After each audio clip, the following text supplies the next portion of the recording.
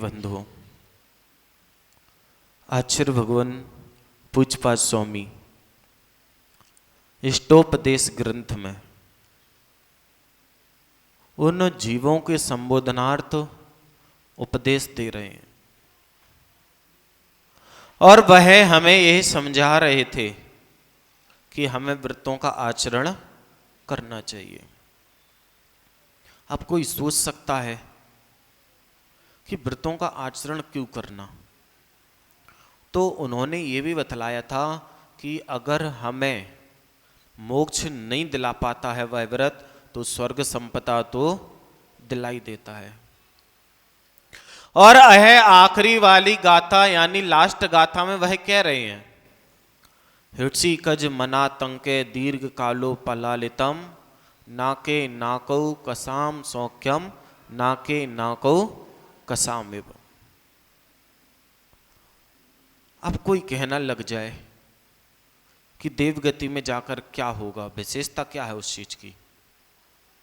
कमल जी, तो आचार्य भगवान समझा रहे हैं कि तुम्हें अभी जो सुख संपदाएं मिल रही हैं वह स्थायी नहीं है। पहली बात तो हम जिसको सुख मान रहे हैं वह मात्र सुखाभास है। सुखाभास का मतलब होता कि ऐसा लगेगा कि सुख है, लेकिन धर्मचंद जी वह सुख नहीं है। और आचार्य भगवान इस गाथा में यही समझा रहे हैं कि देवों का जो सुख है वह बिना निर्बाध सुख है, उसमें कोई भी किसी भी प्रकार की बाधा पड़ने वाली नहीं है।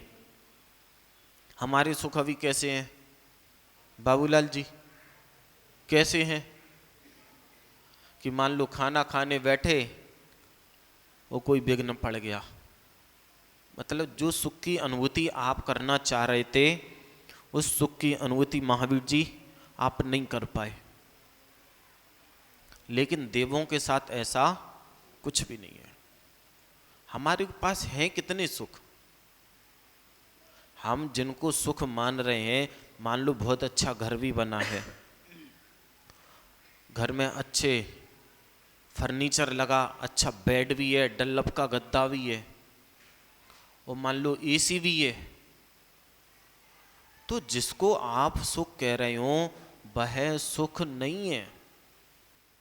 वह मात्र सुख की अनुभूति है जो हमें ऐसा लग रहा है कि सुख है।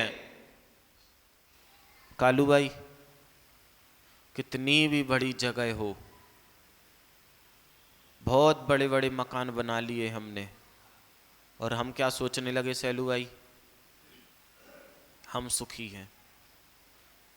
लेकिन जब तुम उसको सुखी मान रहे हो तो फिर जब कुछ हो जाता तो फिर ये क्यों कहते हो कि हमारी जिंदगी में सुख तो है ही नहीं है। संसार में जयंत भाई, संसार में बिल्कुल भी सुख नहीं है, लेकिन अगर कहीं सुख देखने को मिलते हैं या तो स्वर्ग में मिलते हैं या फिर धर्मात्मा के अंदर। और वह इसलिए मिलते हैं कि स्वर्ग में सारे सुख की सामान हमारे को उपलब्ध हैं और धर्मात्मा संतुष्ट है, उसको सुख के सामान की आवश्यकता ही नहीं है। सुखी कौन कौन है निर्मल जी, कौन कौन? या तो वह स्वर्ग का देव जिसके पास सारी भोग की सामग्रियां उपलब्ध हैं, अथवा वह धर्मात्मा जो संतोषी है कि जिसके पास अगर खाने को एक रोटी मिल गई तो वह उसमें भी संतुष्ट, और 10 रोटी मिल गई तो उसमें भी संतुष्ट। इसके अलावा दूसरा व्यक्ति सुखी हो ही नहीं सकता। कौन सुखी हो सकता? कोई है सुखी कि जो कह सकता है कि हम सुखी हैं? सोमू भाई, हाँ, जब तक समता, वह समता भी कब तक? कब तक? जब तक हमारे सामने सारी परिस्थितियां अनुकूल हैं। कब तक? जब तक सारी चीजें हमें, अशोक जी, जब तक सारी चीजें हमें उपलब्ध होती चली जा रही तब तक हम सुखी। और जैसे ही वहां विघ्न डलना हुआ प्रारंभ हुआ विनोद जी, और दुख। लेकिन इसका कारण ये है कि हमें जब जब समझाया गया हमने समझा ही नहीं है। सभा में आते तो रहे हैं वकील साहब, सभा में आते तो रहे, प्रवचन में बैठे तो रहे, सुनते तो रहे, लेकिन समझ नहीं पाए। और ऐसे ऐसे लोग हैं, ऐसे ऐसे लोग हैं कि सभा में बैठे रहेंगे, समझना तो ठीक, सोते रहेंगे। अब एक बार क्या हुआ, ऐसे ही सभा चल रही थी तो जो प्रवचनकार थे, हितेश भाई तुम्हें पहले ही से हंसी आ गई, शायद उन्हें अपनी याद आ गई। तो प्रवचन चल रहे थे, सामने 4-5 लोग बैठे थे, अब बार बार सो जा रहे। तो अब जो बोल रहा उसका थोड़ा डिस्टर्ब कि बताओ, हम आत्मा की बातें चल रहे हो और जो व्यक्ति सो रहा। तो उसने कहा काय भैया सो रहे का? बोले नहीं। फिर थोड़ी देर बाद बोले काय सैलू भैया सो रहे? सैलू भैया बोले नहीं। अब जो कथा कर रहा, जो प्रवचन दे रहा, वो समझ गया कि जो सो तो रहे, लेकिन बिल्कुल भी ये जाहिर करना नहीं चाह रहे कि हम सो रहे। फिर उन्होंने तीसरी बार कहा काय सैलू भैया सो रहे? सैलू भैया बोले नहीं। चौथी बार बोले सैलू भैया जिंदा हूं? बोले नहीं। सब लोग समझ गए कि सैलू भैया सो रहे थे। अगर जब आत्मा की बातें चल रही हों और आप सो रहे हो तो आप कभी भी अपनी आत्मा की उन्नति यानी सुख में आप नहीं प्राप्त कर सकते।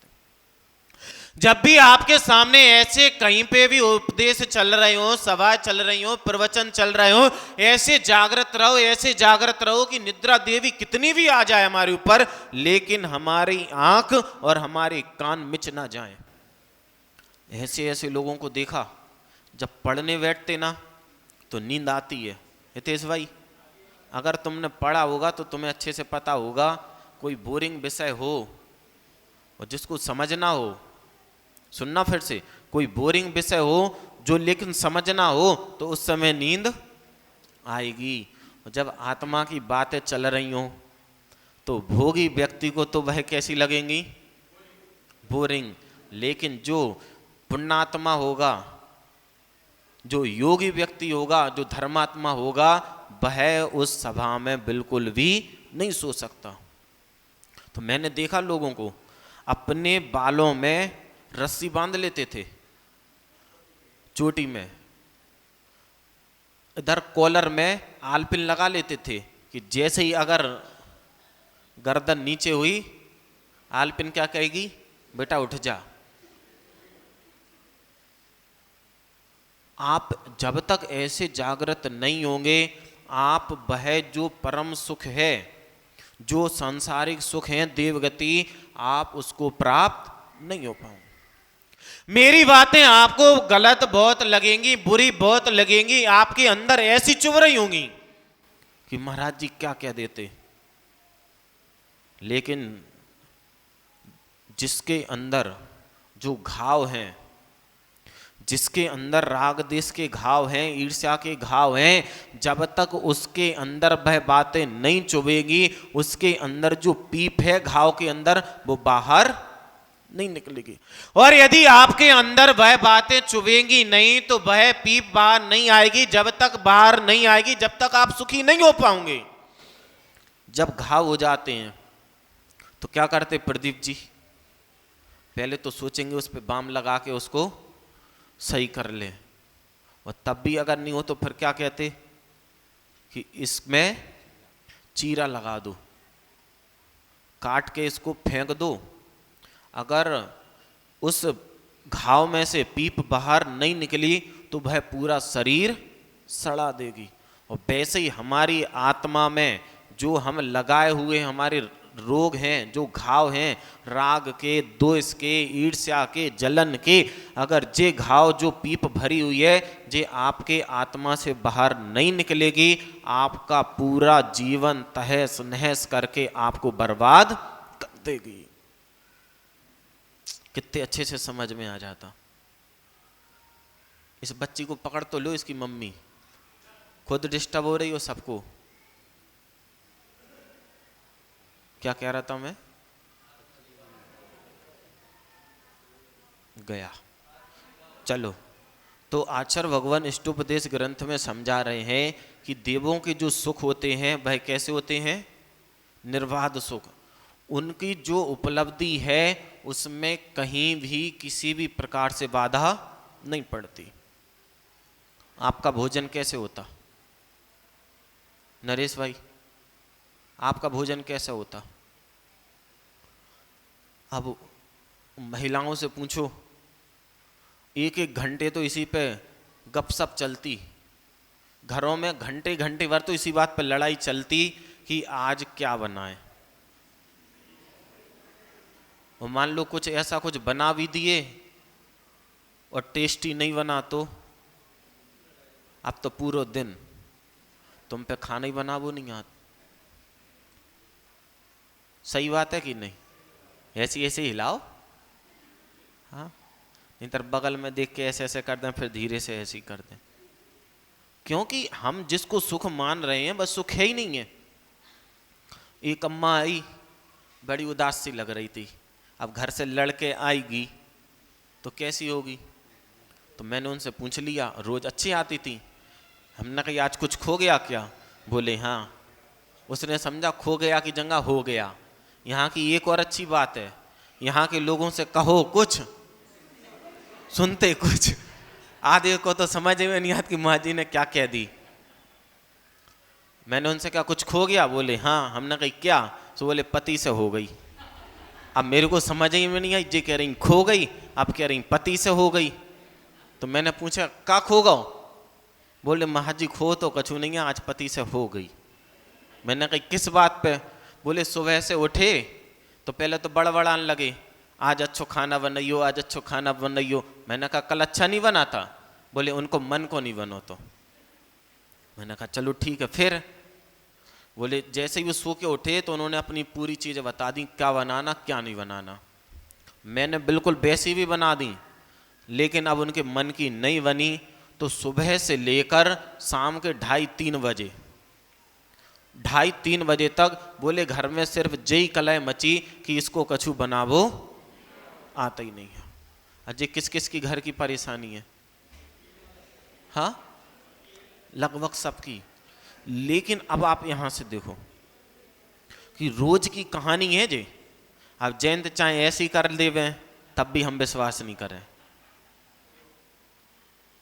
मेरे को पता है कि घर घर की कहानी यही है, और जो देव हैं उनके सामने कोई थाली का ऑप्शन ही नहीं है। कौन सा आहार आपके अगर मन का मिल भी गया, आज जैसे अभिषेक हुआ प्रदीप जी, आज अभिषेक हुआ, आज 5 संडे के बाद बच्चों के मन का मिला है स्वल्पाहार, आज बच्चों के मन का मिला भी है। प्रदीप जी बोले कि महाजी खिलाते जाओ, कचौड़ी भी खिलाओ, रसगुल्ले भी खिलाओ, पोहा भी खिलाओ, और अगर टाइम होता तो 2-4 चीजें और खिला देते। बच्चे खुश, लेकिन आधे तो वैसे ही खुश नहीं रह पाए। बोले काय? बोले रसगुल्ला 8 खाने थी, अब मिले कितने? 2। तब भी वह खुश नहीं। आप देखो, हमें कोई भी चीज कितनी भी खाने को मिल जाए, हमें कोई भी चीज कितनी भी खाने को क्यों ना मिल जाए कमल जी, हम खुश हो ही नहीं सकते। हम ऐसी पर्याय को प्राप्त हैं कि जहां हम खुश हो ही नहीं सकते। अगर हम उसमें खुशी रह जाएं तो फिर हम में और देवों में क्या फर्क? फिर क्या आवश्यकता है कि हम ऐसे नेक काम करें? फिर ऐसी क्या आवश्यकता है कि जैसे आज आप बैठे हो कि हम इतना पुण्य इकट्ठा कर लें कि हम मरकर स्वर्ग पहुंच जाए? क्या आवश्यकता? लेकिन जो लोग स्वाध्याय करते होंगे, जिन्होंने सुना होगा, उन्हें पता होगा भागचंद भाई कि देवों को जैसे ही भूख लगती है, किसी से कहते नहीं है, किसी से बोलते नहीं है, किसी से मांगते नहीं है, जैसे ही उनके दिमाग में लगा कि मेरे को भूख लग रही है, और कंठ से अमृत झर जाता। रसगुल्ले नहीं झरते, क्या झरता? अमृत। कि वर्तमान में उससे ज़्यादा स्वादिष्ट भोजन दूसरा हो ही नहीं सकता। चक्रवर्ती कि जिसके 365 रसोइये जिसके हों तो कितनी चीज़ें बनाता होगा आप सोच नहीं सकते।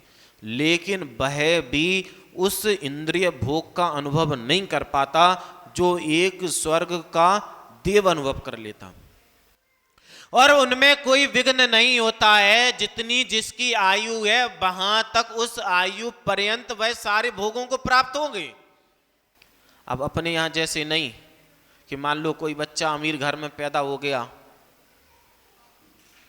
लोग बड़ी खुशी मना रहे और 10 साल बाद बेचारा वो चलता बना, 50 साल बाद वो चलता बना। देव एक ऐसी पर्याय है, और भी पर्याय है, लेकिन मुख्यतः देवों की एक ऐसी पर्याय है कि जहां पर जितनी आयु बांधकर जीव आता है पूरी आयु पर्यंत भोगों को भोगता रहता है। और हम लोग पहली बात तो सुख नहीं, सुखाभास, उसके बाद भी आयु का कोई भरोसा नहीं। अब मान लो आयु भी है और भोग भी है, भोग के सामान भी हैं, लेकिन पुण्य नहीं है। इस बात को हमेशा याद करते रहना, हमारे जोड़ने का पुण्य अलग होता है और भोगने का पुण्य अलग होता। ऐसे कितने सारे लोग हैं कि अपने पेट का काट के मतलब उनके पास है कि वह अच्छे से चैन की जिंदगी ऐसो आराम से जी सकते, लेकिन भोग का पुण्य उनके पास नहीं है। अब वो क्या करेंगे, बच्चों के पापा आज खीर खाने, अब बच्चे ने कही है तो पूर्ति तो होगी, लेकिन कैसे होगी? ठीक है, पौआ भर दूध ले आओ, 10 रुपया के ड्राई फ्रूट ले आओ और बना लो। और बनेगी पता कितनी? इतनी बनेगी कि घर वाले पूरे पेट भर के खा लें।